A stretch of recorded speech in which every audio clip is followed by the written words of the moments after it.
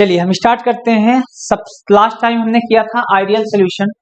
Ideal solutions के बारे में एक बार हम बात करते हैं थोड़ा सा जल्दी से, उसके बाद नॉन आइडियल सॉल्यूशंस से स्टार्ट करें। आइडियल सॉल्यूशन में हमने क्या कहा था? ऐसा सॉल्यूशन जो किसको फॉलो करे? राउल्ट्स लॉ को। और राउल्ट्स लॉ हमने ऐसा क्या कह दिया था कि भाई इसको फॉलो करें? तो राउल्ट्स लॉ ने क्या कहा था कि वेपर प्रेशर डायरेक्टली प्रोपोर्शनल होता है किसके? मोल फ्रैक्शन के, है ना। तो अगर ये हमारा वेपर प्रेशर और मोल फ्रैक्शन के बीच रिलेशन बनाए, मोल फ्रैक्शन, तो ऐसा ग्राफ जाना चाहिए। तो अगर ऐसा ग्राफ किसी का जा रहा है, इसका मतलब वो क्या है? आइडियल सॉल्यूशन, यानी कि राउल्ट्स लॉ को फॉलो कर रहा है ना। और अगर ऐसा ना हो तो आइडियल सॉल्यूशन नहीं होगा, और फिर वो क्या कहलाएगा? Non ideal solution. क्योंकि अगर ऐसा नहीं हुआ, मान लो ऐसा हुआ, तो क्या ये राउल्ट्स लॉ को फॉलो कर रहा है? अब राउल्ट्स लॉ तो क्या कहता है? Vapour pressure directly proportional to mole fraction. यहां तो डायरेक्टली प्रोपोर्शनल है ही नहीं। आप देखो, डायरेक्टली प्रोपोर्शनल का मतलब क्या होता है कि स्ट्रेट लाइन ग्राफ जाए, या ऐसा हो जाए तो ये भी मोल फ्रैक्शन राउल्ट्स लॉ को रिप्रेजेंट नहीं कर रहा है। यानी कि इस केस में राउल्ट्स लॉ सिर्फ यहां लग रहा है, इन दोनों केस में राउल्ट्स लॉ नहीं लग रहा है। तो जहां राउल्ट्स लॉ को फॉलो किया जा रहा है उसको क्या नाम दे दिया था? Ideal solution. और जहां नाम नहीं राउल्ट्स लॉ को फॉलो किया जाएगा उसका नाम क्या दिया जाएगा? Non ideal solution. इतना समझ में आ गया?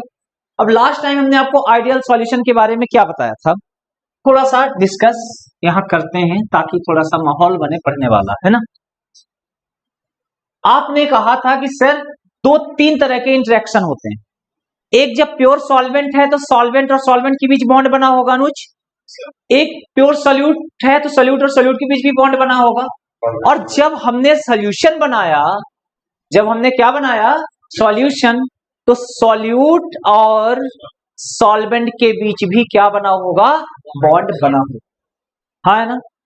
जब पहले प्योर सॉल्वेंट था तो मान लो प्योर सॉल्वेंट को हमने क्या मान रखा था? ए और ए। या प्योर सॉल्यूट को क्या मान रखा है? मान लो बी और बी।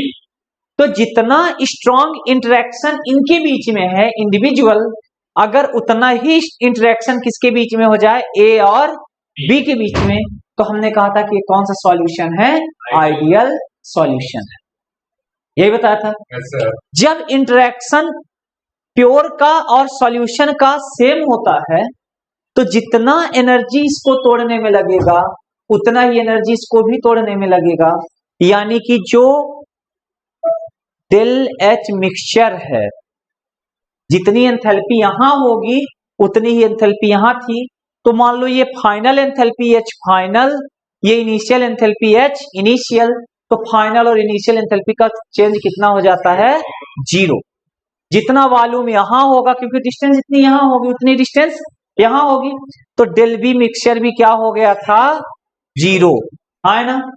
और फिर हमने कहा जितना स्ट्रॉन्ग बॉन्ड ये बनेगा उतना ही स्ट्रॉन्ग बॉन्ड ये बनेगा। तो जब जितने टाइम पर एक बॉन्ड ये टूटेगा उतने ही टाइम पर एक बॉन्ड ये भी टूटेगा। तो जितने पेपर्स यहां से निकलेंगे उतने ही पेपर्स यहां से भी निकलेंगे, क्योंकि जो बॉन्ड के ब्रेक होने की कहानी है दोनों की क्या है? सेम है। तो अगर 1 मिनट में मान लो 4 ए के बॉन्ड टूट रहे हैं, तो यहाँ 1 मिनट में 4 ए और बी के बीच भी टूट रहे हैं, तो वेपर प्रेशर भी क्या हो जाते थे? सेम। तो वेपर प्रेशर रिमेन्स सेम। इसका जो हमने डायग्राम बनाया था, क्या बनाया था? इधर अगर वेपर प्रेशर, मोल फ्रैक्शन क्योंकि 2 कंपोनेंट के लिए होता है, तो यहाँ काई 1 है तो काई बी क्या मानना पड़ेगा? 0। क्यों? Sum of all mole fraction must be equal to 1। तो अगर काई 1 हो गया तो काई बी क्या हो जाएगा? 0। दोनों का सम क्या हो गया? 1। यहां काई बी मान लो हो गया 1 तो काई क्या हो जाएगा? 0। तो ग्राफ कैसा जाता था? इधर वेपर प्रेशर, तो पहले कंपोनेंट के लिए इधर चला जाएगा, दूसरे कंपोनेंट के लिए ग्राफ इधर चला जाएगा। ये दोनों स्ट्रेट लाइन है, तो ये क्या हो गया था? Ideal solution. यहां तक समझ में आ गया कि नहीं आया? यहां तक हमने लास्ट टाइम डिस्कस किया था। अब हम आगे बात करेंगे कि नॉन आइडियल सॉल्यूशन के केस में क्या होता है। क्लियर? यहां तक स्टार्ट करते हैं। बात करते हैं non ideal solution. Non ideal solution में क्या होगा? ऐसा सॉल्यूशन जो राउल्ट्स लॉ को ओबे करे या ना करे? ना करे। सिंपल सा लॉजिक है, राउल्ट्स लॉ को फॉलो नहीं कर रहा है तो उसे क्या कहेंगे हम? नॉन आइडियल सॉल्यूशन पे, कहेंगे नहीं कहेंगे? तो आप हेडिंग डालिए फिर non ideal solution, non ideal solution. Non ideal solution में पहला ही point, do not obey, do not obey या फॉलो राउल्स लॉ। जो राउल्स के लॉ को फॉलो ना कर रहा हो उसको क्या कहेंगे? नॉन आइडियल सॉल्यूशन। समझ में आ गई बात? इसका मतलब ये हुआ कि राउल्स लॉ जो बोल रहा था ना कि आप डायरेक्टली प्रोपोर्शनल है वेपर प्रेशर और मोल फ्रैक्शन, तो ऐसा जाना चाहिए ग्राफ, तो ऐसा ग्राफ नहीं जाए, तो फिर कैसा ग्राफ जाए? या तो ग्राफ क्या हो जाए? कर्व्ड तो होगा, ऊपर से कर्व्ड हो जाए या नीचे से कर्व्ड हो जाए। तो दो केसेस होंगे नॉन आइडियल सॉल्यूशन, एक पॉजिटिव डेविएशन और दूसरा नेगेटिव डेविएशन। तो हम बात करते हैं नॉन आइडियल सॉल्यूशन दो तरह के होंगे, कौन कौन सा? एक पॉजिटिव डेविएशन और दूसरा नेगेटिव डेविएशन। तो पहले अब आपको किसी को लिखना नहीं है, ध्यान से समझना है, उसके बाद आपको लिखना है। एक हो गया पॉजिटिव डेविएशन और दूसरा क्या है? Negative deviation. एक है positive deviation non ideal solution में और दूसरा क्या है? Negative deviation. अब पॉजिटिव नेगेटिव में डिफरेंस क्या है इसकी बात करते हैं। आपने कहा सर तीन तरह के बॉन्ड होते हैं, एक जब प्योर सॉल्वेंट सॉल्वेंट के बीच बॉन्ड हो, एक जब प्योर सॉल्यूट सॉल्यूट के बीच बॉन्ड हो, और एक जब सॉल्यूशन में सॉल्यूट और सॉल्वेंट बॉन्ड बनाए। हाँ है ना? तो जो आइडियल सॉल्यूशन था तो क्या था? सॉल्यूट और सॉल्वेंट के बीच जो बॉन्डिंग थी वही सेम इक्वल स्ट्रेंथ की बॉन्डिंग थी, सॉल्यूट सॉल्यूट या सॉल्वेंट सॉल्वेंट की, इसीलिए सब कुछ क्या था? बराबर था, सब कुछ इक्वल था। पॉजिटिव डेविएशन में क्या होगा? जो सॉल्यूट और सॉल्वेंट की बॉन्डिंग है ना, जो इंटरेक्शन है वो वीक है as compare to pure solvent या प्योर सॉल्यूट। यानी कि ए और बी का मतलब सॉल्वेंट और सॉल्यूट की भी जो इंटरेक्शन है वो क्या है? वीकर है। किससे किससे? प्योर ए यानी कि प्योर सॉल्वेंट सॉल्वेंट और प्योर सॉल्यूट सॉल्यूट। जो इंटरेक्शन है अनुज, जो बॉन्ड है सॉल्यूट और सॉल्वेंट के बीच, वो वीक है as compare to pure solvent solvent. Clear इतना? नेगेटिव डेविएशन में उल्टा हो जाएगा, जो आपका प्योर जो ए और बी के बीच बॉन्डिंग है, इंटरेक्शन है, वो प्योर सॉल्वेंट से क्या है? ज्यादा है। नहीं आया समझ में? अब नॉन आइडियल सॉल्यूशन है तो राउल्स लॉ को तो फॉलो कर नहीं रहा है, तो राउल्स लॉ से क्या कर रहा है? डेविएट कर रहा है। अब राउल्स लॉ से डेविएट कर रहा है तो कैसे डेविएट कर रहा है? जो राउल्स लॉ कहता था कि जो सॉल्यूट और सॉल्वेंट की बॉन्डिंग है वो प्योर सॉल्वेंट के बराबर है, तो अब यहां दो चीजें, जो सॉल्यूट और सॉल्वेंट की बॉन्डिंग है प्योर सॉल्वेंट से कम भी हो सकती है और ज्यादा भी हो सकती है। तो दो तरह के डेविएशन देखने को मिलेंगे कि नहीं मिलेंगे? एक जब सॉल्यूट सॉल्वेंट की बॉन्डिंग क्या हो जाए? ज्यादा, और एक बार सॉल्यूट और सॉल्वेंट की बॉन्डिंग क्या हो जाए? कम। डेविएशन यही होंगे। जो राउल्स लॉ को फॉलो करता था तो क्या था? बराबर था, इक्वल था। और जब इक्वल नहीं है तो दो चीजें हो सकती हैं, या तो स्ट्रॉन्गर या तो वीकर। तो जो पॉजिटिव डेविएशन है उसमें इंटरेक्शन क्या होगा? वीक। जो नेगेटिव डेविएशन है उसमें इंटरेक्शन क्या होगा? स्ट्रॉन्ग। इतना समझ में आ गया? तो अब हम वन बाय वन पहले किसके बारे में बात करें? पॉजिटिव डेविएशन के बारे में, उसके बाद किसके बारे में बात करेंगे? नेगेटिव डेविएशन के बारे में बात करते हैं हम। पहले सबसे पॉजिटिव डेविएशन।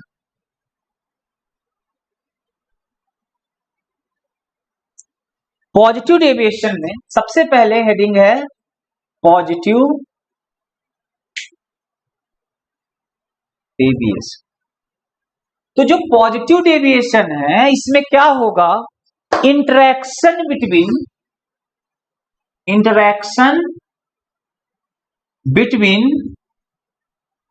ए बी का मतलब सॉल्यूट और solvent is less than A और बी।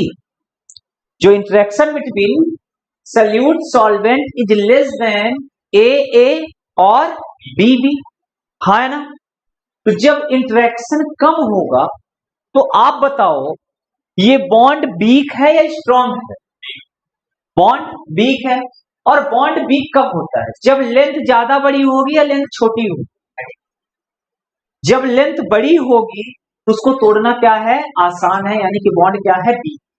आपने 11th में पढ़ा है, जितनी ज्यादा बड़ी डिस्टेंस बॉन्ड उतना वीक, जितनी छोटी डिस्टेंस बॉन्ड उतना स्ट्रांग। तो अगर यहां इंटरेक्शन कम है, इसका मतलब ये है ए और बी के बीच दूरियां क्या हैं? ज्यादा। तो अगर दूरियां ज्यादा हैं तो इसका जो वॉल्यूम होगा वो ज्यादा होगा या कम होगा? ज्यादा होगा कि नहीं होगा? क्योंकि डिस्टेंस ज्यादा तो वॉल्यूम ऑक्यूपाइड ज्यादा करेगा। तो फाइनल वॉल्यूम ज्यादा है किससे? इनिशियल से। तो चेंज इन वॉल्यूम में पॉजिटिव आएगा या नेगेटिव आएगा? चेंज इन वॉल्यूम में क्या आएगा? चेंज इन वॉल्यूम का मतलब क्या हो गया? Del V is equal to, मान लो V final minus V initial. तो वी फाइनल हमारा ये हो गया सोल्यूशन। तो इसका वॉल्यूम क्या है? ज्यादा है कि नहीं है? ये से ज्यादा है तो ओवरऑल वैल्यू क्या आ जाएगी? प्लस में रहेगी ओवरऑल वैल्यू की नहीं रहेगी? तो जो चेंज इन वॉल्यूम आएगा वो क्या रहेगा? पॉजिटिव या नेगेटिव? तो डेल वी मिक्सचर क्या हो जाएगा? ग्रेटर देन 0, यानी कि पॉजिटिव। क्या हो जाएगा? Del V mixture greater than 0, it means क्या हो जाएगा? पॉजिटिव। यहां तक समझ में आ गया नहीं आया? कोई डाउट? अब जब इस तरह से कोई बॉन्डिंग होती है, ये एंडोथर्मिक रिएक्शन में, कौन से रिएक्शन में? तो जब एंडोथर्मिक है तो H डेल H की वैल्यू क्या होगी? पॉजिटिव या नेगेटिव? अगर एंडोथर्मिक है इसका मतलब हीट क्या करेगा? एब्जॉर्ब। तो एंथैल्पी क्या हो जाएगी? पॉजिटिव। तो जो डेल H मिक्सचर है वो भी क्या हो जाएगा? ग्रेटर देन 0, यानी कि पॉजिटिव। यहां तक समझ में आ गया? कौन सी रिएक्शन है ये? एंडोथर्मिक। क्लियर है यहां तक? तीसरा और मोस्ट इंपोर्टेंट पॉइंट, पहला ये पॉइंट समझ में आ गया, डेल वी मिक्सचर ये समझ में आ गया। अब एक बात बताओ, जब ये बॉन्ड वीक है तो जल्दी से वेपर्स निकलेंगे मुश्किल से? जल्दी से। जितना जल्दी बॉन्ड टूटेगा उतना जल्दी वेपर्स निकलेंगे। तो जब ये बॉन्ड वीक है एज कंपेयर टू ए और ए, तो जब प्योर सॉल्वेंट्स जितने वेपर्स निकल रहे होंगे, सोल्यूशन में तो वेपर्स और ज्यादा निकल रहे होंगे, क्योंकि सॉल्वेंट का बॉन्ड स्ट्रांग है तो इसको तोड़ने में थोड़ा सा वक्त लगा होगा। ये तो बॉन्ड वीक है तो आसानी से टूट गया, और जो जितने जल्दी बॉन्ड टूटे उतना जल्दी वेपर्स बनकर निकले। तो वेपर प्रेशर इंक्रीज हो गया या डिक्रीज हो गया? क्या वेपर प्रेशर इंक्रीज हुआ डिक्रीज हुआ? इंक्रीज हुआ ना, क्योंकि बॉन्ड वीक है, बॉन्ड आसानी से टूटेगा, और बॉन्ड आसानी से टूटेगा तो जितना जल्दी बॉन्ड टूटा उतना जल्दी वेपर्स निकल गए। तो वेपर प्रेशर क्या हो जाएगा? इंक्रीजेज। Vapour pressure increases. तो आपको याद क्या रखना है?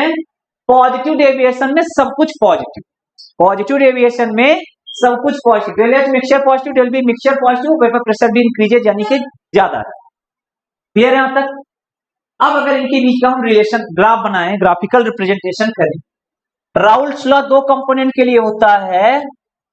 तो एक साइड वेपर प्रेशर और दूसरे साइड हम क्या रख दें?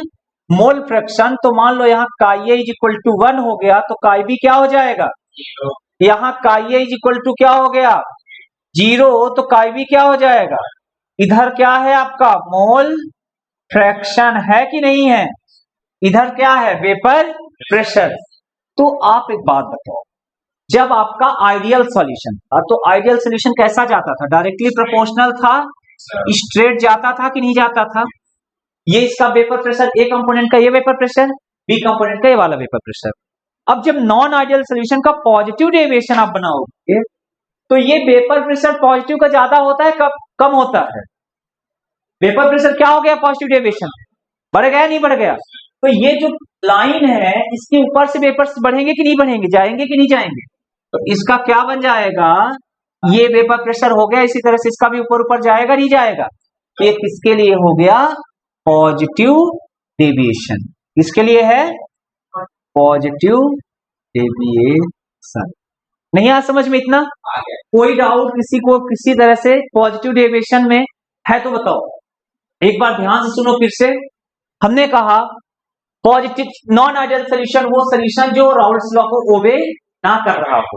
अगर राउल्ट्स लॉ को ओबे नहीं कर रहा है तो दो चीजें हैं, या तो इंटरेक्शन स्ट्रांग हो जाएगा या तो इंटरेक्शन वीक हो जाएगा। हमने पहले पढ़ा पॉजिटिव डेविएशन जिसमें इंटरेक्शन क्या हो जाता है, वीक, और जब इंटरेक्शन वीक हो जाता है इन दोनों के बीच की बॉन्डिंग बढ़ जाएगी, डिस्टेंस बढ़ जाएगी, यानी कि वॉल्यूम क्या हो जाएगा, बढ़ जाएगा। और जब वॉल्यूम बढ़ जाएगा तो फाइनल वॉल्यूम ज्यादा एज कंपेयर टू इनिशियल, तो चेंज इन वॉल्यूम क्या हो जाएगा, ग्रेटर देन जीरो।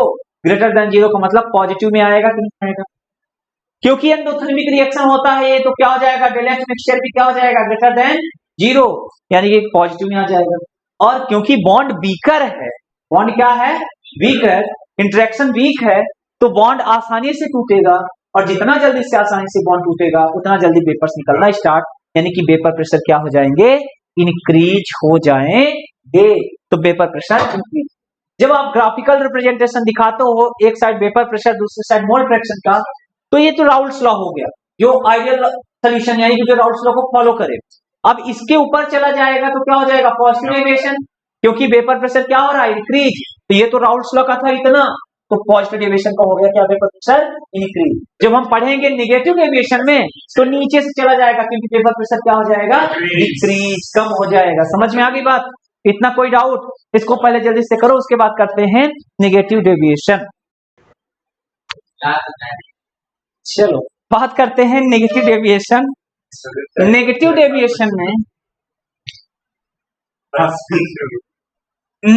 डेविएशन में क्या हो जाएगा, जो इंटरेक्शन है किसका, सल्यूट और सॉल्वेंट का, वो क्या हो जाएगा, स्ट्रॉन्गर। अच्छा, पॉजिटिव डेविएशन में आपने एक चीज छोड़ दी, मिस कर दी, उसका क्या था, एग्जाम्पल। बेसिकली एग्जाम्पल तो आपको कहां से लर्न करने हैं, टेक्स्ट बुक का जो एग्जाम्पल एनसीईआरटी का है। बट पॉजिटिव डेविएशन का एग्जाम्पल मैं आपको बता दूं, पॉजिटिव डेविएशन का एग्जाम्पल क्या है, ethanol and acetone, acetone and CH2। अब देखो कार्बन डाइसल्फाइड S2, हाँ देखो इथेनॉल क्या है, C2H5OH। इथेनॉल मॉलिक्यूल आपस में हाइड्रोजन बॉन्डिंग बना रहे। हाइड्रोजन बॉन्डिंग क्या होता है, जहां कहीं भी फोन हो, ये थोड़ा सा ऑर्गेनिक आ गया, ध्यान सुन लेना, phone with hydrogen, phone with hydrogen, चाहे तो फोन हो F हो, चाहे O हो, चाहे N हो, विद हाइड्रोजन हो, तो उनमें एक टेंडेंसी होती है हाइड्रोजन बॉन्डिंग बनाने की। क्या टेंडेंसी होती है, हाइड्रोजन बॉन्डिंग बनाने की। तो देखो इथेनॉल क्या था, C2H5OH, तो जब ये C2H5OH है, CH3CH2OH के दूसरे इथेनॉल के साथ क्या बना लिया, हाइड्रोजन बॉन्ड। और जहां कहीं भी इंटरमॉलिक्यूलर हाइड्रोजन बॉन्डिंग हो जाती है उसका बॉन्ड बहुत ज्यादा स्ट्रांग होता है।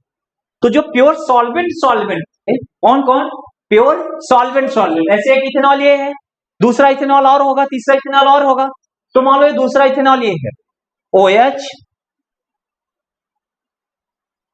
CH2 CH3, इनके बीच क्या होगी, हाइड्रोजन बॉन्डिंग होगी कि नहीं होगी, यहां H और O के बीच क्या थी, हाइड्रोजन बॉन्डिंग।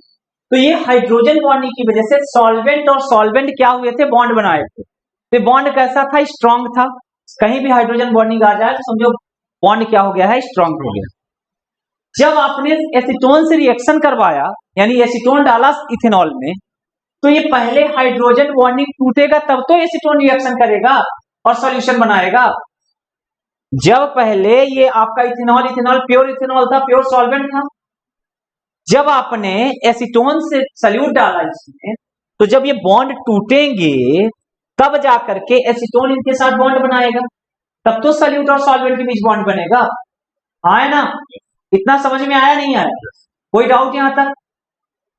तो जब ये बॉन्ड तोड़ करके बॉन्ड बना रहा है, अब मान लो इसके साथ बॉन्ड कौन बना लिया, एसीटोन।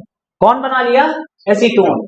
तो जो प्योर सॉल्वेंट हाइड्रोजन बॉन्ड से जुड़े थे, जो स्ट्रॉन्ग बॉन्ड बना रहे थे, अब जब सॉल्वेंट और सल्यूट के बीच बॉन्ड बना है तो क्या उतना स्ट्रांग है? अब है क्या इतना स्ट्रांग? नहीं है ना। तो प्योर सॉल्वेंट अपने हाइड्रोजन बॉन्ड को तोड़ दिए हैं सल्यूट से बॉन्ड बनाने के लिए, इसीलिए जो सॉल्यूशन का इंटरेक्शन था प्योर सॉल्वेंट से क्या हो गया था? वीक हो गया। समझ में आ गई बात? नहीं आया समझ में? तो ये दो एग्जांपल आपको याद रखने हैं, इथेनॉल एसीटोन और एसीटोन एंड CH2। किसका एग्जांपल है? पॉजिटिव डेविएशन का। रीजन समझ में आ गया क्यों बॉन्ड इंटरेक्शन वीक होता है? क्योंकि जब प्योर सॉल्वेंट और प्योर सॉल्वेंट के बीच हाइड्रोजन बॉन्डिंग थी, उस हाइड्रोजन बॉन्डिंग को तोड़ करके सल्यूट के साथ बॉन्ड बनाया है, इसीलिए जब हाइड्रोजन बॉन्डिंग तोड़ दिया तो प्योर सॉल्वेंट जब सोल्यूशन के साथ बनाया तो उसका बॉन्डिंग क्या हो गई? वीक। अब बात करते हैं नेगेटिव डेविएशन की। नहीं लिखा? Acetone, ethanol, acetone and CH2, ये हाइड्रोजन बॉन्डिंग का कॉन्सेप्ट है। वो छोड़ दो, वैसे वो सिर्फ समझाने के लिए है, ठीक है? ये आपको सफिशिएंट है। नेक्स्ट है आपका नेगेटिव डेविएशन। नेगेटिव डेविएशन में क्या होगा? सब कुछ अपोजिट कर दो, यानी कि जो इंटरेक्शन है, interaction between A B is greater than A और बी बी। जो इंटरेक्शन है किसके किसके बीच? ए बी के बीच, वो ग्रेटर है ए और बी से। अब लिखना बंद करो यहां ध्यान से। जब इंटरेक्शन स्ट्रांग है इसका मतलब इनके बीच बॉन्डिंग स्ट्रांग है, यानी ये दोनों आपस में क्या हो गए? पास पास। और जब पास पास हो गए तो वॉल्यूम फाइनल क्या हो गया? घट गया बढ़ गया? घट गया। तो जब फाइनल वॉल्यूम घट जाएगा तो चेंज इन वॉल्यूम माइनस में आ जाएगा, नहीं आ जाएगा? क्योंकि फाइनल माइनस इनिशियल। तो del V mixture is less than zero, less than zero, यानी कि क्या आ जाएगा? नेगेटिव। रिएक्शन एक्जोथर्मिक, इसलिए डेल एच मिक्सचर भी क्या हो गया? Del H mixture less than zero, यानी कि नेगेटिव। कौन सी रिएक्शन? एक्जोथर्मिक। क्लियर है? वेपर प्रेशर क्या हो जाएगा भाई? Vapour pressure. जब प्योर सॉल्वेंट था तो बॉन्ड वीक था, सल्यूट और सॉल्वेंट के बीच बॉन्ड स्ट्रांग। तो अब जब बॉन्ड स्ट्रांग हो गया तो आसानी से तो टूटेगा नहीं, और जब बॉन्ड आसानी से नहीं टूटेगा तो क्या वेपर्स आसानी से निकलेंगे? तो वेपर प्रेशर क्या हो जाएगा सॉल्यूशन का? डिक्रीज या इंक्रीज? तो वेपर प्रेशर डिक्रीजेज। नहीं आया समझ में? यहां तक डायग्राम से समझाएं हम? No sir.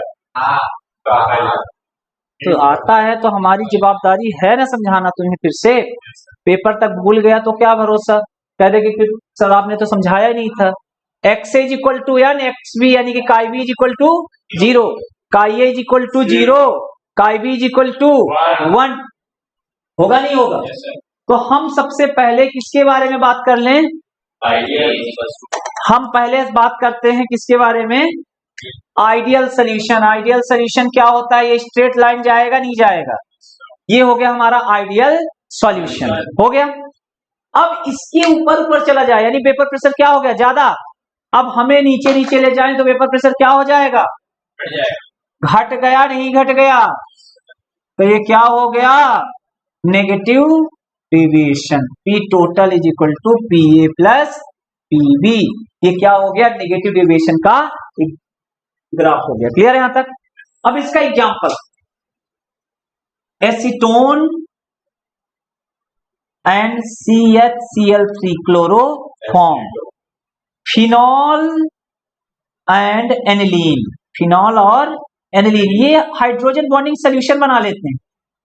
इसमें हाइड्रोजन बॉन्डिंग फिनॉल था और एनिलीन था, ये दोनों आपस में क्या बना लिए? मिल करके हाइड्रोजन बॉन्डिंग। और हाइड्रोजन बॉन्डिंग बन गए तो क्या हो गए? स्ट्रांग हो गए। तो बॉन्ड टूटेगा नहीं, बॉन्ड टूटेगा नहीं तो वेपर प्रेशर घट जाएगा। क्लियर है यहां तक? कोई डाउट, समस्या, परेशानी? एग्जांपल लिख लो जल्दी से। समझ में आ गया अच्छे से? कोई दिक्कत समस्या हो तो बताओ। पॉजिटिव डेविएशन और नेगेटिव डेविएशन। सर इनके बीच में कोई रिलेशन नहीं है? पूरा रिलेशन ही तो है। एक में greater than 0 less than, opposite है, नाम से ही पता चल रहा है पॉजिटिव और नेगेटिव। इरेज करें इसको? नहीं सर।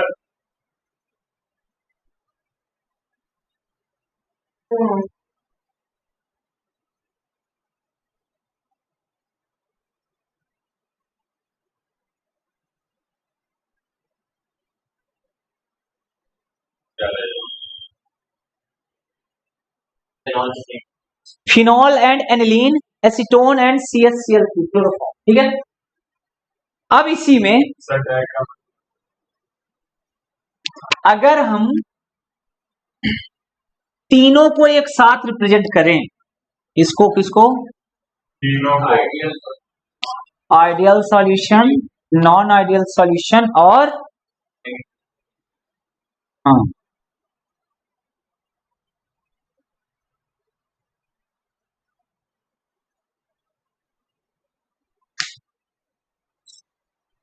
मान लो ये हो गया हमारा क्या? Ideal solution. Straight line graph जा रहा हो तो क्या है? Ideal solution. वेपर प्रेशर का ये 1, का भी 0, का ये 0, का भी, इधर क्या है? Mole fraction. यही है। अब आप देखो, ये तो हो गया हमारा क्या? Ideal solution. यहां सभी ध्यान दो, अगर इसके ऊपर ऊपर चला गया तो क्या है? पॉजिटिव डेविएशन है या नहीं है? अगर ना हो तो बताओ, वेपर प्रेशर बढ़ रहा है कि नहीं बढ़ रहा है? और अगर इसके नीचे चला गया, नेगेटिव डेविएशन, अगर इसके नीचे से चला गया राउल्स आइडियल वाले के, तो ये क्या हो गया? Negative deviation. तो ब्लैक लाइन क्या है? Negative deviation. जो आपका ग्रीन है क्या है? आइडियल। और अगर आपका ब्लू वाला क्या है? Positive deviation. ब्लैक क्या है? Negative deviation. ब्लू क्या है? Positive deviation. ब्लू है पॉजिटिव डेविएशन, पॉजिटिव डेविएशन। और ग्रीन क्या है? Ideal solution, ideal solution. नहीं आया समझ में? कोई डाउट, समस्या, परेशानी हो तो बताओ। आइडियल नॉन आइडियल सॉल्यूशन खत्म। यहां से एक क्वेश्चन आपका बनता है एग्जाम्पल के फॉर्म में, वेपर प्रेशर कैसे किसके इंक्रीज क्यों डिक्रीज होते हैं। समझ में आ गया? अच्छे से नहीं आया? अगर ये समझ में आ गया तो आपको रट्टा मारने की बिल्कुल जरूरत नहीं है। नहीं समझ में आया तो फिर रट्टा के अलावा कोई ऑप्शन नहीं। तो बाकी अगर कोई दिक्कत, समस्या, परेशानी है तो आप पूछ सकते हो, अदरवाइज कोई समस्या अभी फिलहाल नहीं है। अब हम बात करेंगे कॉलिगेटिव प्रॉपर्टी को नेक्स्ट क्लास में। अब इस चैप्टर में बचा है कॉलिगेटिव प्रॉपर्टी। अब कॉलिगेटिव प्रॉपर्टीज हम डिस्कस करेंगे नेक्स्ट क्लास में।